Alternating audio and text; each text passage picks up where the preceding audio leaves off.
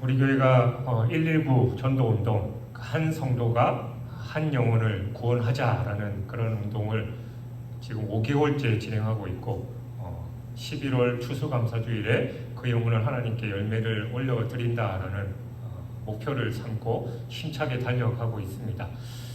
여러분들 하나님의 그 절절한 마음이 좀 느껴지셔요?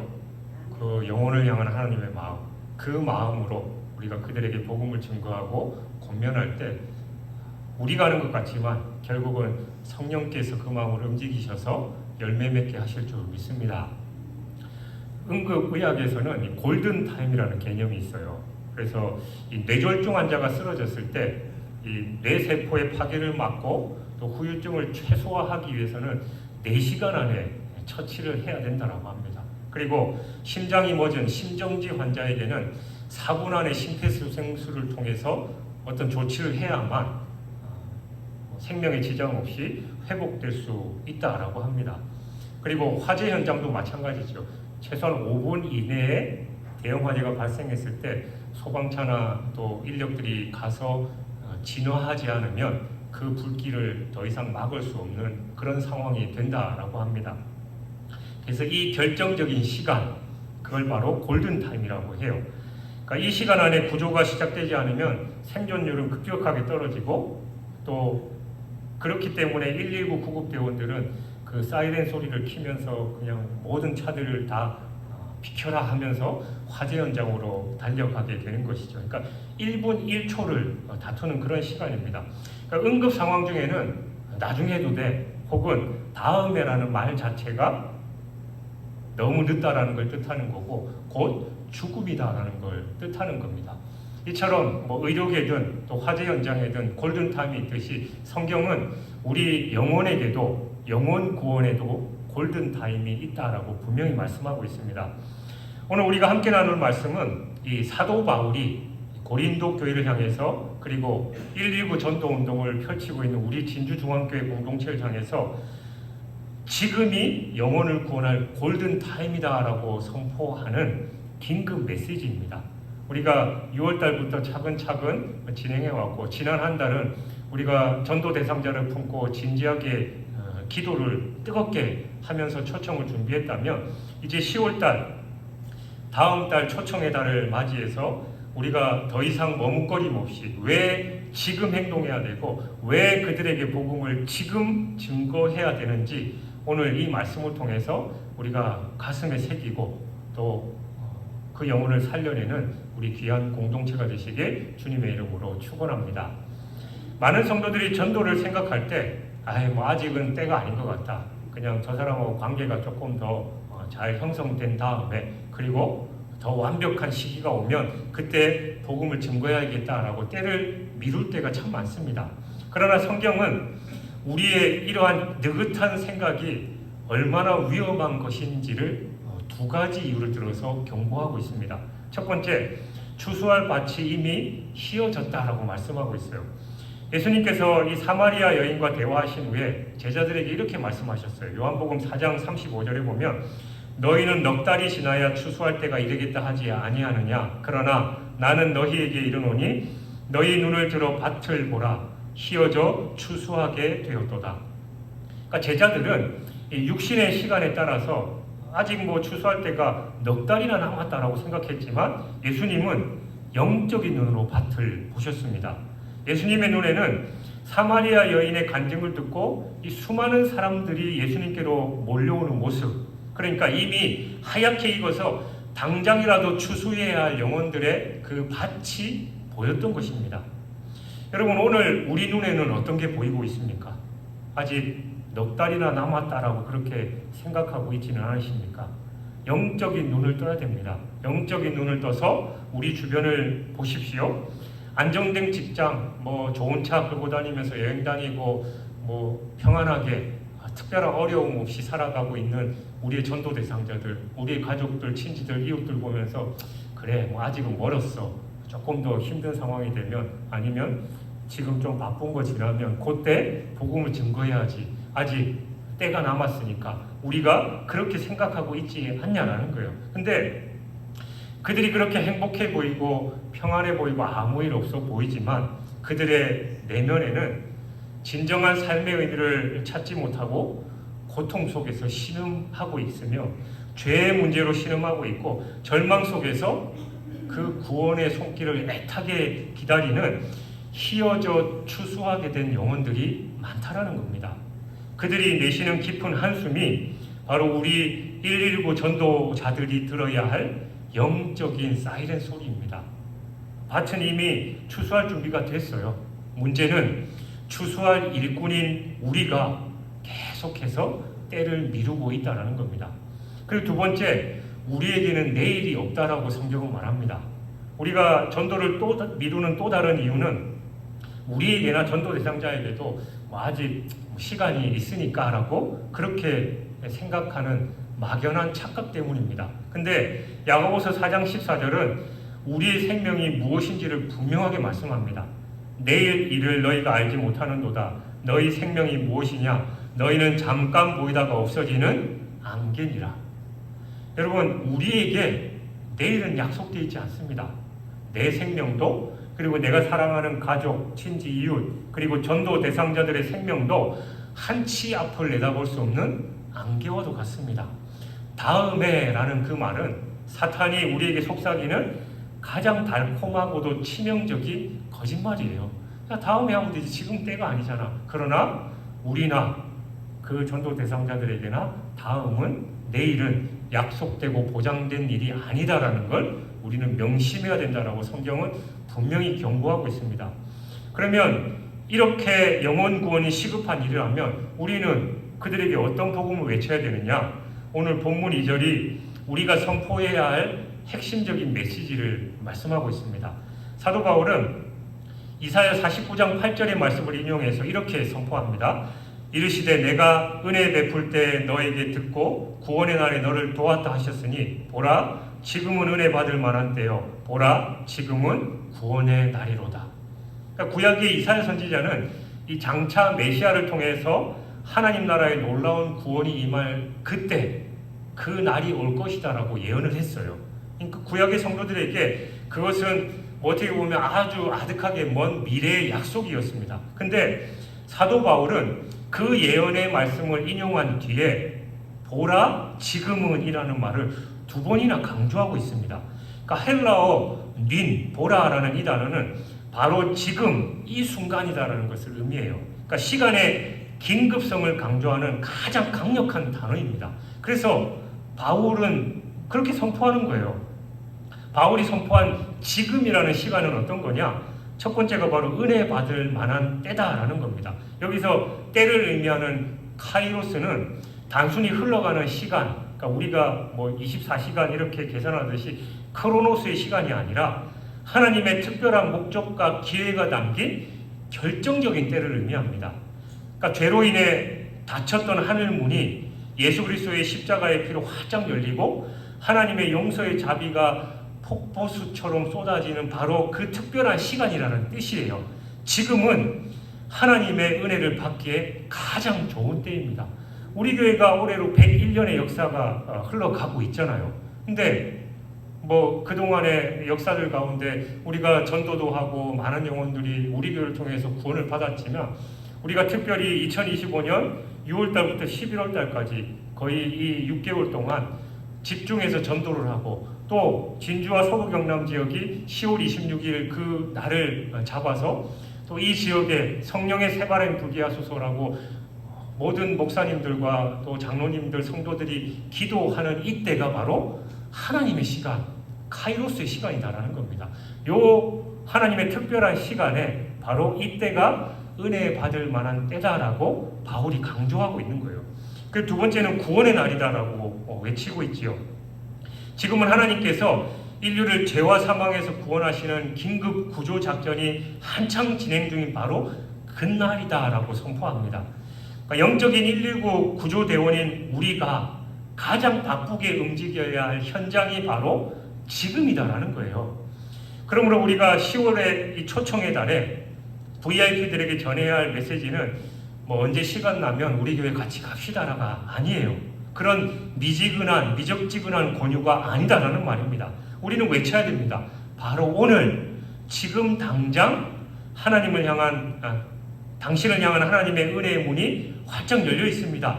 더 이상 미루지 마십시오. 오늘이 바로 당신의 인생을 바꿀 구원의 날, 영적인 골든타임입니다 라고 외쳐야 한다는 거예요. 자꾸 미루지 말라라고 사도 바울은 강력하게 경고하고 있습니다. 그러면 이런 긴급한 메시지를 깨달았다면 이제 우리는 어떻게 행동해야 되냐라는 거예요. 1절 말씀이 우리의 역할과 자세에 대해서 바울이 분명하게 가르쳐주고 있습니다. 그러니까 우리의 역할에 대해서 가르쳐주는데 첫 번째가 바로 하나님의 동력자로 일어서야 한다는 겁니다. 바울은 자신을 우리가 하나님과 함께 일할 자다라고 소개하고 있어요. 그러니까 하나님은 이 위대하고 영광스러운 영혼 구원의 일을 결코 혼자 하지 않으십니다. 부족하고 연약한 우리를 당신의 동력자 그리고 119 구조대원으로 부르셔서 그 생명의 역사에 동참시키시는 거예요. 그러니까 전능하신 하나님께서 영혼 구원의 일을 혼자 하지 않으시는 것은 그럴 능력이 없으시기 때문이 결코 아니잖아요. 오히려 그분의 더 깊고 위대하고 또 뜻깊은 계획과 목적이 담겨 있는 거예요.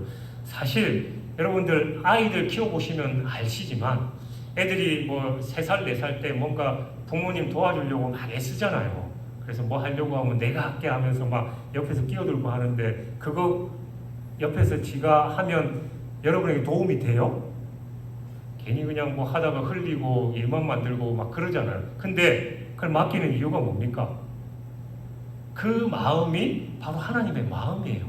하나님은 하나님이 직접 하시면 훨씬 더 많은 영혼이 주님께로 돌아올 수 있습니다. 그러나 성경은 말씀하셨듯이 하나님은 우리를 동력자로 부르셨고 여전히 전도에 미련한 것으로 하나님의 일을 하신다라는 거예요. 그 이유가 바로 하나님의 능력을 가장 분명하게 드러내시기 위함입니다.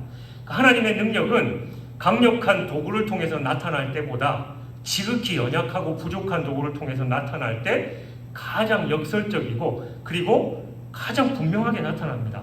사도 바울은 고린도후서 4장 7절에서 이 원리에 대해서 명확하게 설명하고 있습니다. 우리가 이 보배를 질그릇에 가졌으니 이는 심히 큰 능력은 하나님께 있고 우리에게 있지 아니함을 알게 하려 함이라. 그러니까 여기서 보배는 복음이고 질그릇은 연약한 우리 자신을 의미하잖아요.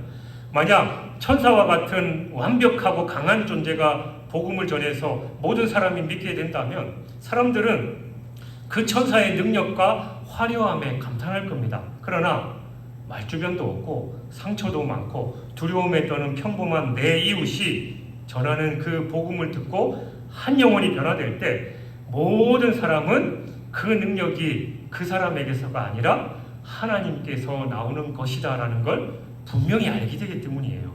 즉 우리의 연약함이 하나님의 능력을 가리는 게 아니라 오히려 하나님의 능력을 더 선하게 증명하는 그런 배경이 된다라는 겁니다. 또한 하나님께서 우리를 동력자로 세우신 다른 이유는 화목의 복음의 본질을 가장 잘 보여주기 위함이에요. 그러니까 복음의 핵심이 바로 화목이죠.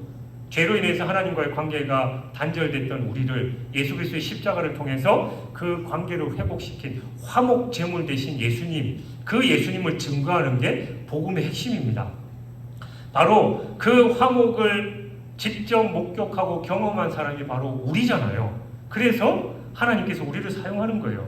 오늘 본문 바로 앞 구절이 고린도후서 5장 18절에서 20절은 이렇게 증거합니다. 그가 그리스도로 말미암아 우리를 자기와 화목하게 하시고 또 우리에게 화목하게 하는 직분을 주셨으니 우리에게 화목하게 하는 말씀을 부탁하셨느니라. 그러므로 우리가 그리스도를 대신하여 사신이 되었다라고 그렇게 말씀하고 있습니다. 하나님은 우리를 먼저 당신과 화목시키신 후에 화목하게 하는 직분과 화목의 말씀을 우리에게 맡기신 거예요. 여러분 제약회사에서 어떤 약을 이제 광고할 때 물론 뭐 유명 연예인이나 뭐 그런 사람이 광고하는 것도 효과가 있겠지만 더 효과가 좋은 건 그 약을 먹고 실질적으로 뭐 불치병이 나았다든지 뭐 암이나 어떤 질병이 나았다고 광고하는 사람이 얘기를 하는 게 더 효과적이잖아요. 마찬가지로 하나님은 하나님의 은혜를 경험한 우리에게 네가 받은 은혜, 네가 하나님과 화목된 그 은혜를 그 사람에게 나누라라고 말씀하시는 겁니다. 또 하나님께서 우리를 동력자로 세우신 이유는 우리를 그리스도의 장성한 분량으로 성장시키기 위함이에요. 아까 말씀드린 대로 3살, 4살짜리 아이가 엄마 아빠 도와준다고 옆에서 그렇게 할 때 그 아이가 사실은 걸거치고 일도 제대로 안 되지만 맡기는 이유가 엄마와의 아빠와의 유대관계뿐만이 아니라 걔가 스스로 그 일을 했다라는 자부심, 그리고 지금은 미약하지만 그렇게 단계를 밟아가야 그 아이가 제대로 성장한다는 우리가 알기 때문이잖아요. 하나님도 마찬가지입니다. 우리가 하나님의 일꾼으로서 그 사명을 감당하면서 그 열매를 하나님의 영광을 돌릴 때 우리 자신도 성장할 수 있기 때문에 그 일을 맡기시는 겁니다. 여러분, 전도할 때 전도가 그냥 안 된다는 거 경험해 보셨잖아요. 말씀 전할 때 가서 전도지나 아니면 물티슈나 이런 거 전도하다 보면 어떤 사람은 아유 고맙습니다 하고 받지만 어떤 사람은 손 탁 치고 그냥 갈 때도 있고, 누가 불러도 대꾸도 안 하고 그냥 가는 사람 있고, 분명히 오는 거 봤는데 저렇게 돌아가는 사람들이 있고, 별의별 사람들 많아요. 그러니까 그런 것 때문에 상처될 때 우리는 더 기도하게 되는 겁니다. 그리고 말씀을 전하려고 하면, 뭔가 한마디 하려고 하면 우리가 제대로 알아야 되잖아요. 그래서 말씀을 더 배우게 되는 거예요. 그리고 우리가 말씀을 깊이 묵상하면서 하나님의 사랑에 대해서 더 깊이 깨닫고 우리가 그 사랑을 전할 수 있게 되는 거예요. 그리고 하나님께서 지지리도 말아듣는 나를 구원하시고 자녀 삼아주신 그 인내와 사랑을 전도하면서 우리도 스스로 깨닫게 된다는 거예요. 쉽지 않은 열매 맺지 않는 그 영혼을 위해서, 쉽게 열매 맺지 않는 그 영혼을 위해서 기도하고 또 하나님의 때를 기다리면서 인내를 배우게 되는 겁니다. 하나님은 전도라는 실습장을 통해서 우리의 믿음을 단련시키고 우리를 더 예수님 닮은 신앙의 성숙한 일꾼으로 빚어 가시는 거예요. 그리고 하나님께서 우리를 동력자로 세우신 또 다른 이유는 바로 그리스도의 몸인 교회를 함께 세워가게 하시기 위함입니다. 하나님은 우리를 개별적인 한 명 한 명으로 구원하시지 않고 이 그리스도의 몸이라는 공동체로 부르셨습니다. 그러니까 영혼 구원은 이 몸인 교회가 함께 감당해야 할 지체들의 마땅한 역할인 거예요. 교회는 건물이 아니라 예수님을 머리로 하는 하나의 살아있는 몸입니다. 몸이 건강하게 자라려면 각 지체가 자신의 역할을 잘 감당해야 되잖아요. 그래서 에베소서 4장 12절에 보면 그 직분을 주신 이유가 성도를 온전하게 하며 봉사의 일을 하게 하고 그리스도의 몸을 세우게 하려 하심이라고 말씀합니다. 그러니까 영혼 구원이라는 이 봉사의 일에 모든 성도들이 함께 참여할 때 비로소 이 그리스도의 몸인 교회는 건강하게 세워지고 확장될 수 있는 거예요. 한국 교회가 건강하지 못하고 부흥하지 못하는 이유는 다른 게 아닙니다. 바로 주님께서 맡기신 이 사명을 제대로 감당하지 않는 거예요. 영혼 구원을 하기 위해서 교회가 열심으로 전도하고 선교하기 위해서 열심을 하면 교회가 하나 될 수밖에 없어요. 그리고 하나님의 주시는 그 은혜를 풍성하게 누려서 당연히 전도하고 선교하니까 부흥할 수밖에 없습니다. 그러나 교회가 이것들을 하지 않으니까 부흥하지 않고 또 교회가 하나 되지 못하는 겁니다. 전능하신 하나님께서 굳이 연약한 우리를 동력자로 부르시는 건 우리의 도움이 필요해서가 아닙니다. 오히려 그것은 우리를 향한 하나님의 가장 큰 사랑과 신뢰의 표현입니다. 우리가 연약함을 통해서 하나님의 능력을 드러내시고 우리의 간증을 통해서 하나님의 사랑을 증거하시면서 그 과정을 통해서 우리를 더 성장시키시고 마침내 우리와 함께 하나님의 교회가 세워지기를 기뻐하시는 겁니다. 그러므로 전도는 우리에게 주어지는 무거운 짐이 아니라 사실은 하나님의 구원 역사에 동참하는 가장 영광스러운 특권인 거예요. 그래서 우리는 이 특권을 누릴 뿐만 아니라 특권과 의무이다라는 것을 깨닫고 하나님의 그 명령에 순종해야 하는 것입니다. 그리고 이 영적인 긴급성을 깨달은 우리의 자세가 있는데 그건 바로 은혜를 헛되이 받지 말아라라는 겁니다. 바울은 너희를 권하노니 하나님의 은혜를 헛되이 받지 말라라고 간청합니다. 그러니까 이 말씀은 사실 우리와 또 전도 대상자들에게 모두 적용되는 거예요. 근데 먼저 우리를 향한 적용은 하나님의 은혜를 헛되이 받는다라는 것, 이 값을 매길 수 없는 가장 귀한 선물을 받고도 그것을 아무런 목적 없이 또 아무런 열매 없이 텅 빈 상태로 방치하는 걸 의미해요.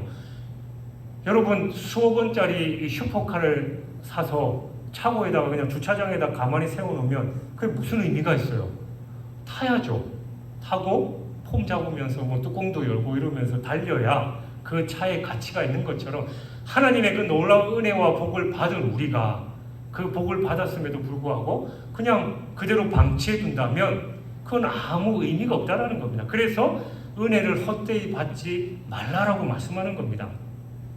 이 은혜를 받은 우리 성도들이 은혜를 헛되이 받지 않기 위해서 실천해야 할 세 가지 구체적인 항목들이 있는데 그 첫 번째가 고인물이 아니라 흐르는 강이 되게 해야 됩니다.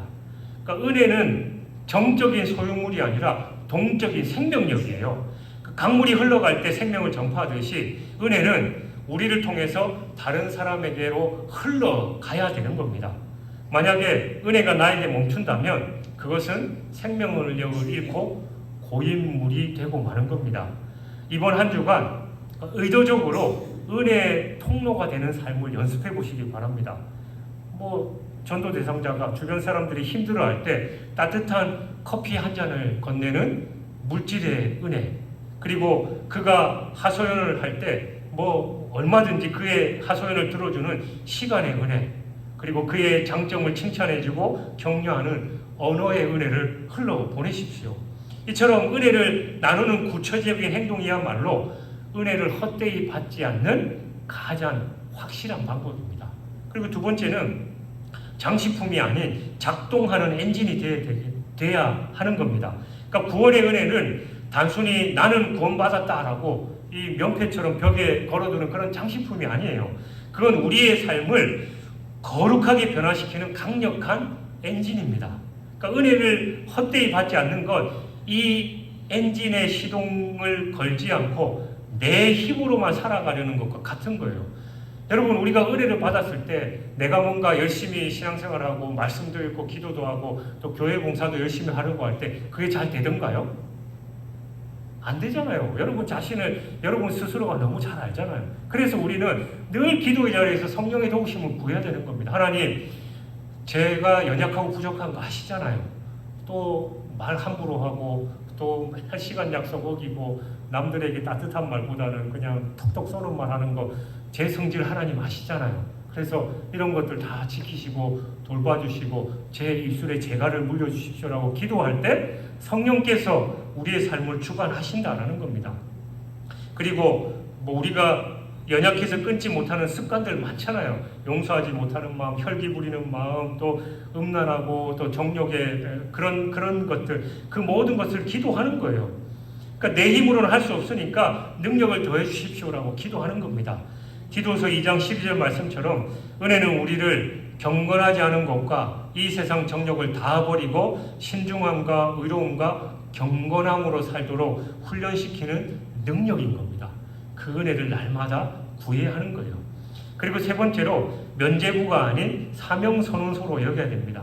그러니까 은혜를 헛되이 받는 가장 위험한 태도는 은혜를 마치 앞으로 지을 죄까지도 미리 용서해주는 면죄부처럼 여기는 거예요. 그러니까 로마서 6장에서 바울이 강력하게 경고했듯이 은혜는 우리를 죄에 대해서 자유롭게 하는 게 아니라 죄로부터 자유롭게 하는 겁니다.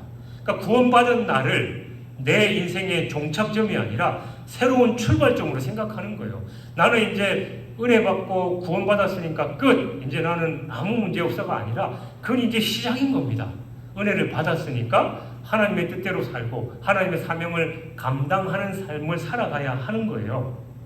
그래서 은혜에 받은 그 시간은 동시에 나를 하나님의 동력자로 부르시는 사명 임명식이었다라는 거 우리는 기억해야 됩니다. 그래서 이번 한 주간 여러분의 전도 대상자의 이름을 기도 수첩에 적고 그 옆에 이렇게 써보십시오. 하나님의 은혜가 누구누구를 사랑하고 섬기라고 나를 파송하셨다. 하나님이 내게 은혜를 주신 이유는 내 가족들, 친지들, 이웃들에게 하나님의 사랑을 증거하고 복음을 증거하라고 내게 은혜를 주셨다라는 겁니다. 이렇게 우리의 사명을 은혜에 대한 반응으로 재정의할 때 전도는 더 이상 부담스러운 의무가 아니라 벅찬 감사의 응답이 되는 것입니다. 그리고 이 은혜를 헛되이 받지 말라는 건 우리뿐만이 아니라 전도 대상자들에게도 동일하게 주시는 명령이에요. 근데 우리가 그들에게 가서 당신들 은혜를 헛되이 받으면 안 됩니다라고 얘기하면 이 사람들이 무슨 소리야 하고 뭐 당연히 이상한 사람으로 오해할 거고 무슨 말인지도 이해 못 하잖아요. 그래서 우리가 그 의미를 마음 깊이 와닿는 비유와 그리고 따뜻한 언어를 풀어서 그들에게 전하는 지혜가 필요합니다. 첫 번째가 바로 가장 위대한 선물을 외면하지 마십시오라고 그들에게 권유해야 돼요. 만약 누군가가 당신을 너무 사랑해서 당신의 평생의 빚을 대신 다 갚아주고 새로운 삶을 살 수 있는 기회를 선물로 준비했다라고 상상해 보세요. 당신이 할 일은 그저 감사합니다라고 그 선물을 받기만 하면 되는 거예요. 그런데 만약 당신이 저는 그럴 자격이 없어요라고 거절하거나 나중에 받을게요라고 외면한다면 선물을 준비한 사람의 마음이 얼마나 아프겠냐라는 겁니다. 하나님께서 예수님을 통해서 우리에게 주시는 그 구원의 은혜가 바로 이와 같습니다. 우리의 모든 죄의 빚을 대신 갚아주는 가장 위대한 선물이 바로 이 시간 당신에게 주어졌으니까 이 선물을 부디 헛되이 만들지 마세요라고 우리가 권유해야 되는 거예요. 두 번째로는 구명보트가 바로 여러분 당신 옆에 와 있습니다. 물에 빠져서 허우적거리는 사람에게 구명보트가 와서 그 구조자가 손을 내밀 때 물에 빠진 사람은 당장 그 손을 잡아야 되잖아요. 근데 물에 떠 있으면서 지금 조금은 견딜 수 있을 것 같으니까 뭐 내일 오세요라고 하면 돼요?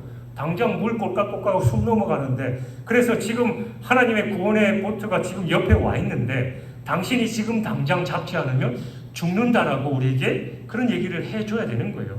그리고 세 번째로 왕의 잔치 초대장이 당신의 손에 있다라고 말하는 겁니다.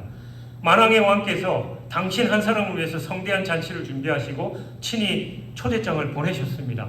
그 잔치에 참여하기만 하면 당신의 모든 슬픔은 기쁨으로 변하고 모든 갈증은 다 해소됩니다. 그러니까 이 순간 제가 당신에게 예수님을 소개하는 게 바로 왕의 초대장을 당신에게 건네는 겁니다. 이미 잔치는 시작됐고 문은 활짝 열려 있으니까 이 초대장 가지고 천국 잔치에 들어가십시오라고 권유를 해야 되는 거예요. 근데 그들은 아직 그 중요한 상황들을 모르는 겁니다.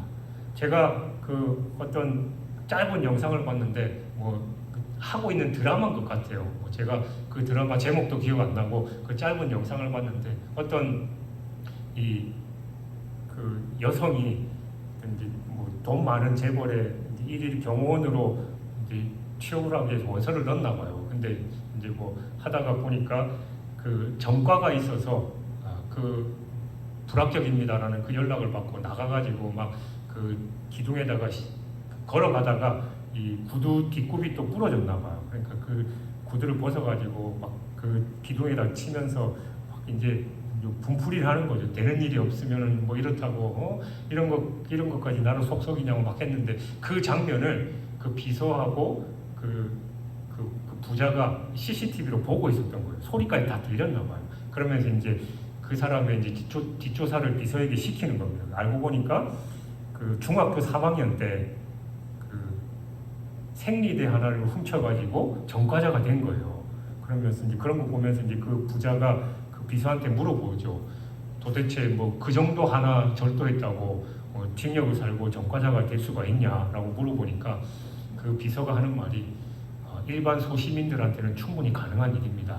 그들에게는 그런 정도의 막을 능력이 안 되고 그렇고 관계가 안 되다 보니까 결국은 그렇게 될 수밖에 없었습니다라고 이제 부자에게 얘기하는데 그 부자가 이제 좀 자세히 알아보니까 이제 그 여자가 막 이리저리 힘든 일 다 하면서 막 하는 거예요. 근데 꼭 그럴 때 보면은 가족들이 꼭 문제를 일으키는 가족들이 있잖아요. 그러니까 엄마가 보니까 딸 명의로 막 대출받고 이래가지고 빚이 막 처음에는 5천만 원이었는데 나중에 이제 5억까지 되고 막 그러면서 이 부자와 비서가 대화하면서 결국은 저런 사람들이 이제 목숨을 잃는 그 빚의 돈의 양이 우리가 생각하는 것보다 너무 적다. 5천만 원 정도면 그냥 한강에 뛰어든다. 근데 저 여인은 뭐 5억이 됐으니까 어떻게 되겠냐 그러니까 비서가 웃으면서 결국은 뭐 한강으로 가겠죠. 뭐 이런 얘기를 하더라고요. 그러면서 결국은 그 비서가 그 여인한테 연락하라고 그래가지고 자기 경호원으로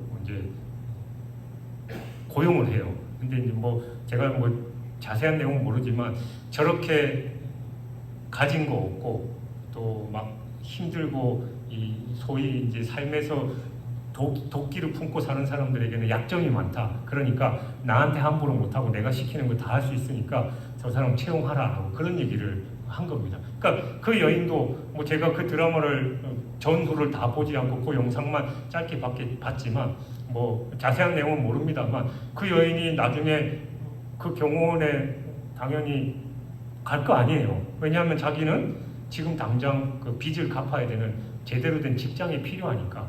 여러분 서두에도 말씀드렸지만 우리의 가족들, 친지들, 이웃들 또 전도 대상자들이 그냥 자기들 나름대로 잘 사는 것 같지만 슬픔과 고통과 또 삶의 여러 가지 문제에 찌들어 있어요. 근데 누군가가 그 사람에게 손만 내밀면 덥석 그 손을 잡을 겁니다. 근데 우리가 착각하는 거예요. 저 사람은 아직 멀었어. 좀 더 있으면 아직은 때가 아니야. 근데 오늘 사도 바울은 바로 지금이 그때이고 바로 지금이 그들이 말씀이 복음이 필요할 때다라고 강조하고 있는 겁니다. 사랑하는 여러분, 영혼 구원에는 골든타임이 있습니다. 그러나 성경은 그 골든타임이 먼 날이 아니라 right now, 바로 지금이다라고 선포합니다. 수수할 밭은 이미 우리 눈앞에 하얗게 익어가고 우리에게 주어진 시간은 안개와 같이 짧고 유한합니다. 그러므로 우리는 하나님의 동력자로서 먼저 받은 은혜를 헛되이 하지 않고 지금이라는 이 긴급한 복음을 들고 세상으로 나가야 됩니다. 10월은 초청의 달이에요. 다음 달이 추수감사주일입니다. 더 이상 완벽한 때를 기다리거나 거절을 두려워해서 머뭇거릴 시간이 없습니다. 기도로 밭을 갈았다면 이제 초청의 씨앗을 뿌려야 됩니다. 이번 한 주간 우리 마음속에 있는 나중에라는 그 생각을 십자가에 못 박기를 바랍니다. 전도에 있어서 미루는 것은 불신앙이고 또 영혼을 향한 사랑의 직무유기일 수 있습니다. 이번 한 주간 여러분에게 구체적인 실천 과제를 드리겠습니다. 초청 약속 잡기입니다. 9월 동안 기도해온 그 VIP에게, 전도 대상자에게 이번 주 안에 반드시 초청하는 행동을 하십시오. 더 이상 망설이지 말고 전화하셔요. 아니면 문자 메시지 보내십시오. 그리고 필요하면 직접 만나서 얘기하십시오. 다가올 추수감사주의를 얘기하면서 혹은 그 전에 함께 식사할 약속을 잡으면서 사랑과 확신을 담아서 말씀하시기 바랍니다. 다음 달에 우리 교회에서 정말 좋은 중요한 시간을 준비했는데 당신을 위해서 자리를 비워두고 싶어요. 제가 당신과 꼭 같이 가고 싶습니다 라고 권유하십시오. 여러분, 완벽한 순간은 오지 않습니다. 바로 지금이 은혜 받을 만한 때이고 오늘이 구원의 날이기 때문입니다. 이 영적인 골든타임을 놓치지 않고 담대하게 초청의 발걸음을 내딛는 저와 여러분 모두가 되기를, 그래서 우리의 순종을 통해서 수많은 영혼들이 생명을 얻는 놀라운 우리 진주중앙교회 공동체가 되시길 주님의 이름으로 축원합니다.